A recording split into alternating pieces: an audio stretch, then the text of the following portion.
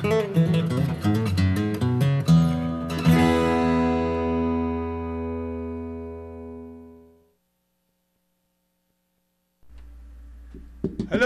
welcome. This is Walk in the Park, and my name is Tony Ingraham, our host. And I thank you all for coming and joining us again today, every week. Let's see, this show here is being recorded August 1st, 2012, episode 14. If you want to see all my shows and a lot of other information, go to my blog at ithacafingerlakes.com. Okay, this week we're going to we're going to go a number of places, but we're going to start off with Taughannock Falls State Park. Let's see, let's fly over to Taughannock Falls. Okay, these next few aerial photos, by the way, I should credit to Bill Hecht, who is a local resident and photographer, and he likes to get up in a plane every once in a while, quite often actually, and take photographs of our local landscape, particularly around Cayuga Lake and so forth. So here's one of his images of Taughannock Falls State Park looking from the west to the east, out to Cayuga Lake. So that's not the sky out there, the upper part of the picture. That's actually Cayuga Lake and Taughannock Point sticking out there. So you can see the whole canyon of Taughannock Gorge. The upper gorge is in the lower part, and then it pours over the falls, right just below the center of the picture. Can't actually see the falls, but that's where the falls are, and then goes down the lower canyon about 3/4 of a mile out to Taughannock Point. So let's see where else we're going to go here at Taughannock. Good. Let's fly around. We're going around the other side to over Cayuga Lake, looking down at the gorge, and the falls are at the very top there, and that's Taughannock Point on the bottom. And you can see it's very forested in there, and the trail goes up through the woods in there. So that's what it's been like lately. Let's get another view. He's going to get in closer to the falls. Here we got this is image showing sort of from the south, just over the south point where the swimming area is, looking up to the big amphitheater, which is the where the waterfall's in the middle of it, in the shadow there, and then you can see the north wall bending around in the right center of the picture. These are obviously views that most of us do not get, so this is really quite a treat to see Bill's photographs. We're going to get in closer, right over the falls. Now it's in the shadow there. The north side of the gorge faces south, so the north side is on the right-hand side facing south. It's obviously I don't know, I guess it's a midday shot more or less, and the falls are in the middle there, and we'll get another shot of that. Okay, yeah, there we go, in the middle. And yeah, you can see there's not a lot of water on the falls. It's been very dry, obviously, but there is some. We had some rain. I think it was drier than this a couple of weeks ago, but you can see there is some water there. We'll get a closer in shot in a minute. Now we're going to go back up to the upper gorge. Now this is looking upstream, the upper gorge above the falls. A lot of people don't discover the upper gorge, but from the top of the falls up to Jacksonville Road, there's a bridge up there, and the trail crosses up there, an old railroad trestle too. And then you can see the Taughannock Park Road on the lower right going through the woods, and that continues up through Route 96 to Trumansburg. But just to the left of that is the upper gorge. And right in the middle of the picture you see a light area, and that is the top of the cliff looking down into the upper gorge. And that area is all open there because back in the early days of the park, back in the 1930s, the Civilian Conservation Corps actually used that as a quarry to quarry out flagstone to use in building park structures and trails and walls and what have you. Now we're going to go around and take another view from the southwest, looking at sort of a profile of the entire gorge from the lower left all the way up to where it enters the lake. And the most prominent part is in the center there, just to the right of center, is the amazing almost 400-foot high wall, north wall of the gorge facing south. And then just to the left of that you can see it's kind of wooded. Well, the falls are right in there, and then there's the upper gorge on the left. So these are some pretty amazing shots that we have here. So anyway, let's go on down and see what else we get. Okay, here's a photo I just took a couple of days ago. and from the falls overlook, and look, there's not much water there, obviously. So it's kind of dry. Well, let's take a look at it actually in a live action shot here. I'm going to have to go to the video player here. I'm going to have to cue that up and get that ready to go. All right, take a moment. Let's see here. I'll take a moment and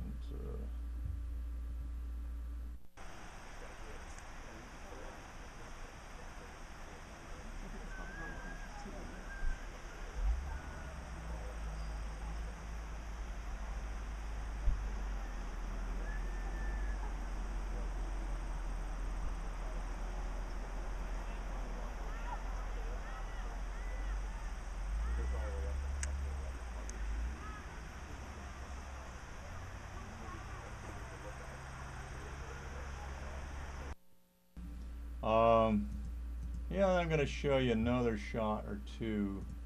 See if I can get this. Oh yeah, this is what the falls ought to look like.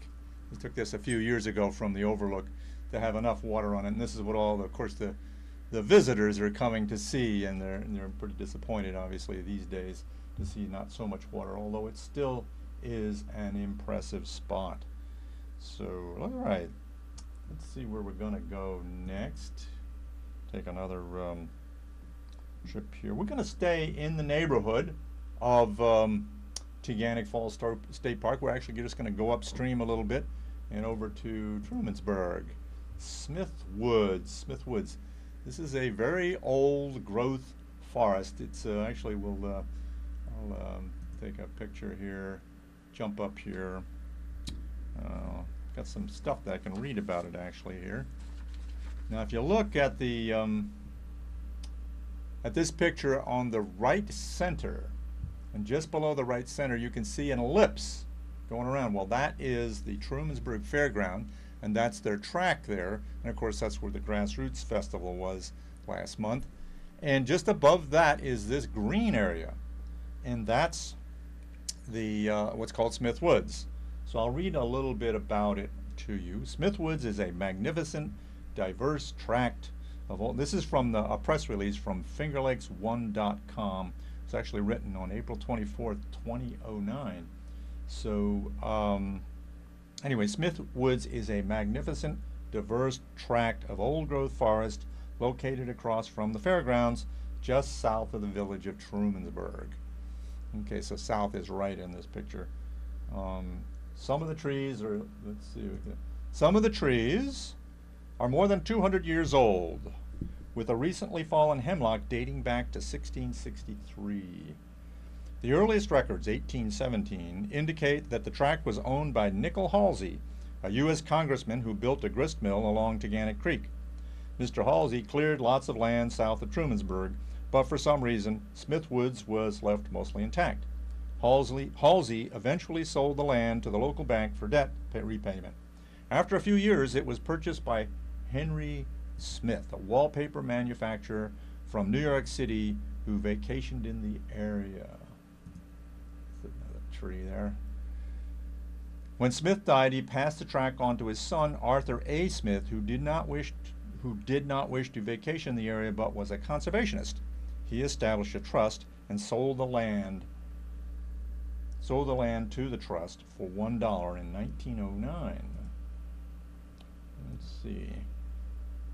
For 100 years, the woods were managed by community members serving as trustees of the trust. However, the Smith Woods Board was not associated with an institution, so the property was not fully used for, quote, educational and recreational purposes as established in the charter. In 2005, the Smith Woods Board began searching for a partner to help with the management of the property. And in 2009, the Cayuga Nature Center enthusiastically embraced the opportunity as the missions of both entities are nearly identical. A loop trail was established, school groups, scouts, and community groups began using the woods for educational purposes, and invasive species were removed. So it's a pretty interesting place to go walking through Smith Woods. and find some of those old trees you don't get to see. And it's kind of odd that it's all right next to the road and the town, so you got little traffic noise. I had a guy from he was from Germany. He had some exchange students over here, and he wanted to see some American old growth forest. So I took him to the Smith Woods, and he was like surprised that it was so close to a village center. He thought I would be taking him way out in the wilderness, and I could have taken him some places farther back in the woods, other than in the area. But this is probably the best. Okay, so now we're going to look at some video of Smith Woods, and to just get this one queued up for us here. A couple of minutes of video.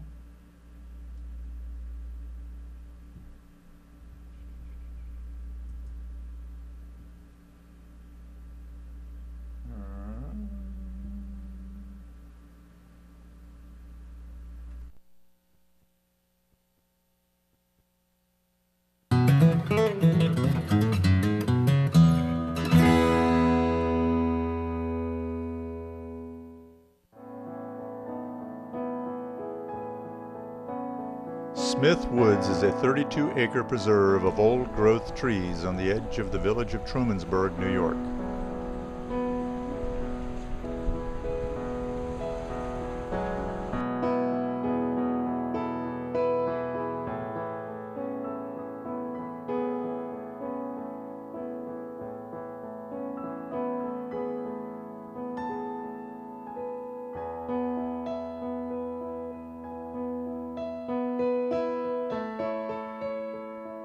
Some trees are more than 200 years old, and one fallen hemlock lived more than 300 years.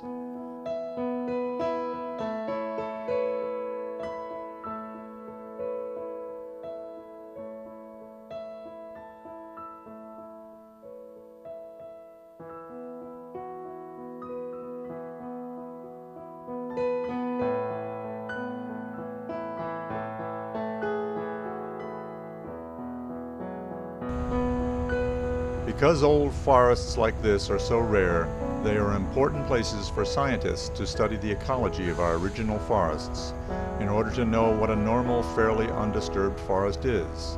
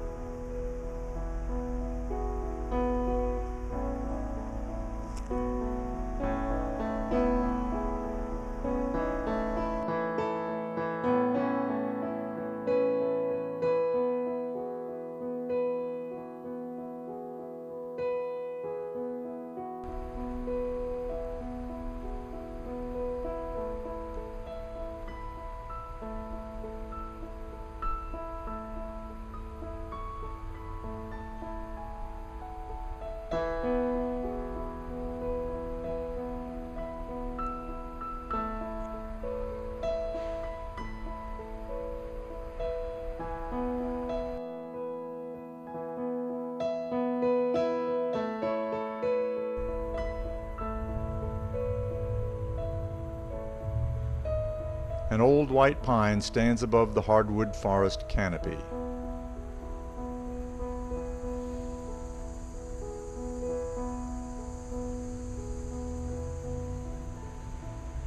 Sadly, introduced insects and disease are killing some of the old giants, including these fallen beech trees. Okay, so there's some information about Smith Woods. You might want to go up there and check it out. Just go for a little walk in the woods there. There's some nice paths, especially if you turn on to, what is it, Cemetery Road there, and you in Trumansburg, and there's sign where the sign is, which is in the corner, the sort of the northeast corner of it. Right behind the sign is that path that showing you right here. And just walk through, and like you can see in the video, some of the trees are identified, and some pretty interesting place. Get a feel for what the woods were here back 200-300 years ago when the early settlers came after the Revolutionary War. This may not be what you call a completely so-called virgin forest, something like that. It may have been cleared some. But the trees here are quite old, and there has been some storm damage. I think back in the 1980s there was a almost like a tornado that ran across right across from the park, Taughannock Park, ran from Lansing across the lake, across Taughannock Park and so forth, and it knocked down quite a few trees, and that might have been the origin of that tree that was so old. I know there was a 338-year-old hemlock. It was an opportunity actually for ecologists to study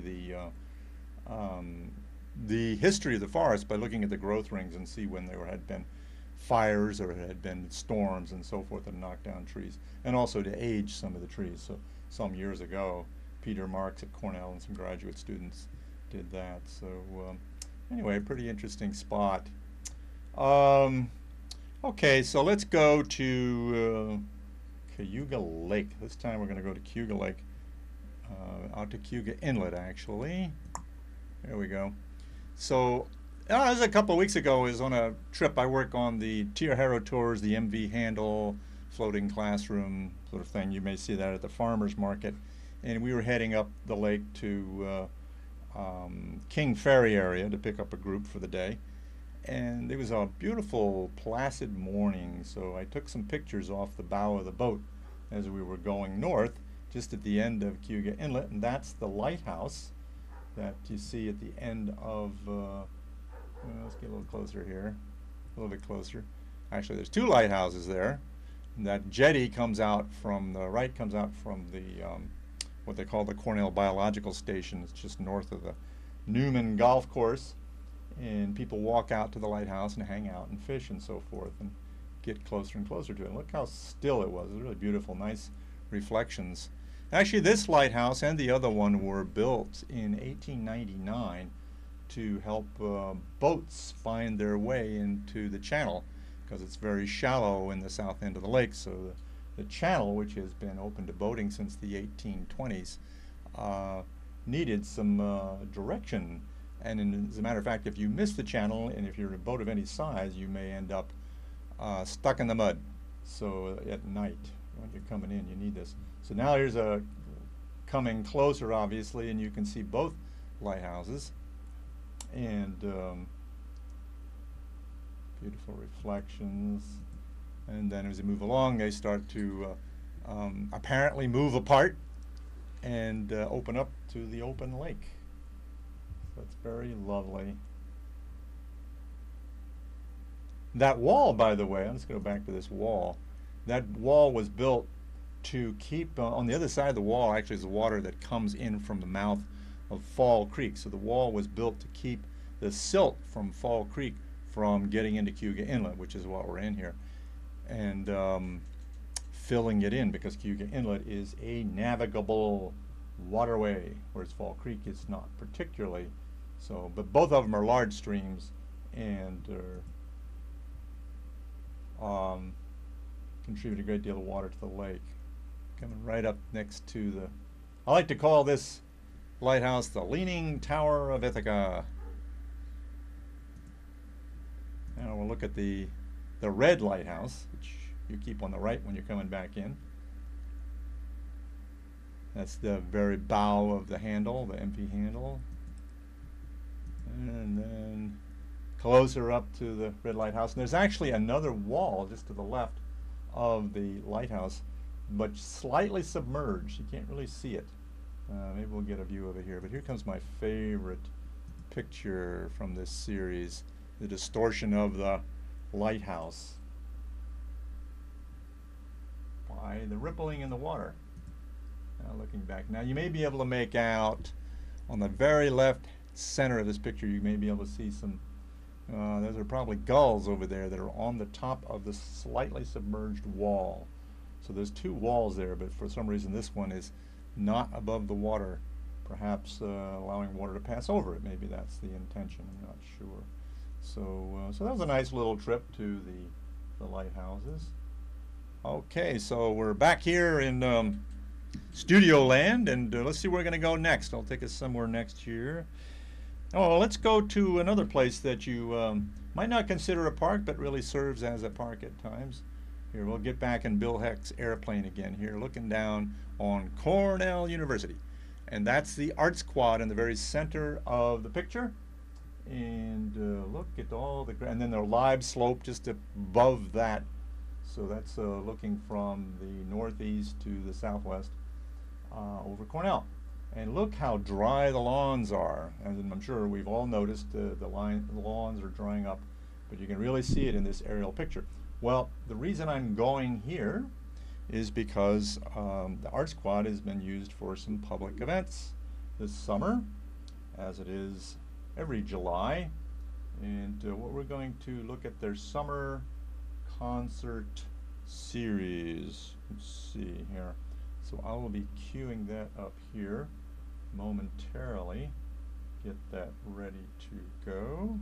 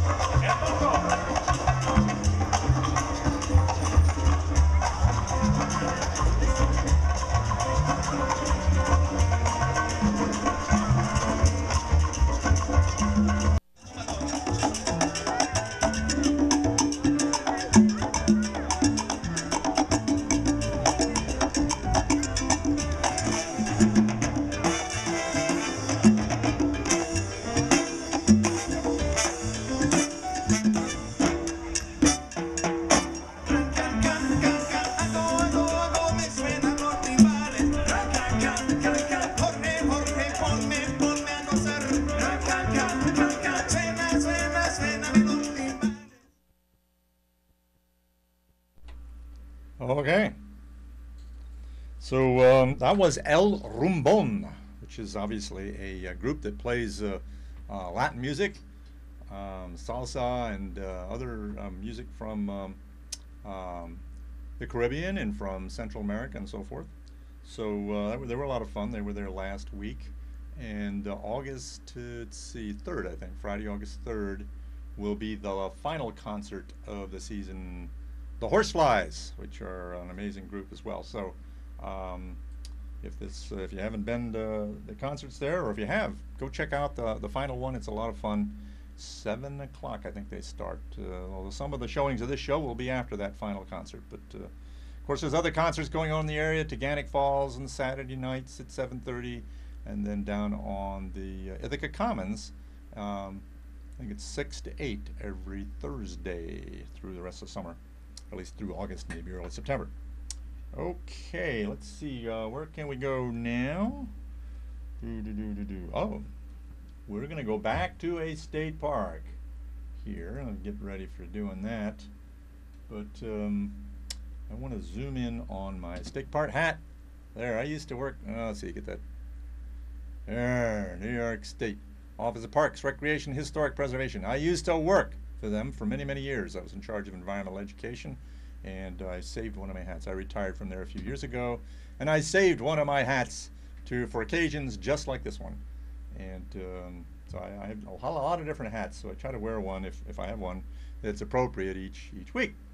Okay, so we're going to go to Buttermilk Falls. Buttermilk Falls. Where's the falls? Where's the water? There's hardly any water, enough to get the rock wet. And actually, it's a little wetter here than probably it was a week or so ago when there was not even any rain. So, but they still have swimming there on Friday, Saturday, Sunday.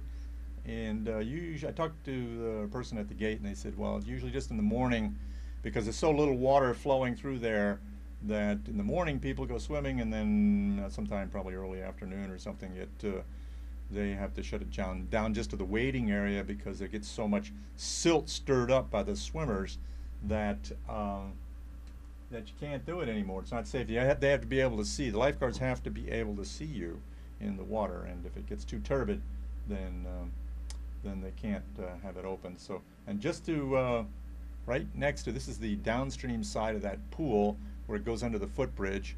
And notice the water itself, I don't know if you can tell, actually is not flowing over the ground. It's flowing through the gravel and just a little trickle coming out the other side. That's how dry it is.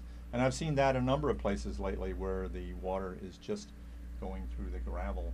So, okay, so I went up the trail a little ways and took a picture of these two trees and then the fence behind them. Yeah, so what's the point of that? Well, you see the fence behind them. That was put in a number of years ago. Fences in all our rims of our gorges and so forth for safety. But if you look at between the two trees, you see what it replaced. This is a wire fence, a pretty flimsy wire fence that was there for many, many, many years. And in this case, it was there for so long, you can see that the trees have grown around the remnants of the wire fence where it had been stapled to the tree. So it goes right to the tree. So they left this little piece in there, I guess, for historical purposes, and I think that's pretty interesting because those wire fences were not very substantial. They easily knocked down, and people would knock them down, and then people would be more likely to go to the edge of the cliff, sometimes with tragic results. Farther up in the glen, I took a picture of these two trees that were hanging on for dear life on the cliff. There's a couple of hemlock trees, and life on the edge of a gorge is precarious for anything that decides to root itself there. So anyway, I thought that was a kind of a neat picture, a neat scene. I go for walks. I'm near Buttermilk Falls State Park, so I go for walks most every day. And oftentimes, maybe most of the time, I'm going for a walk in Buttermilk Falls State Park. So in the spirit of walk in the park, I will bring you pictures each week of where I've been.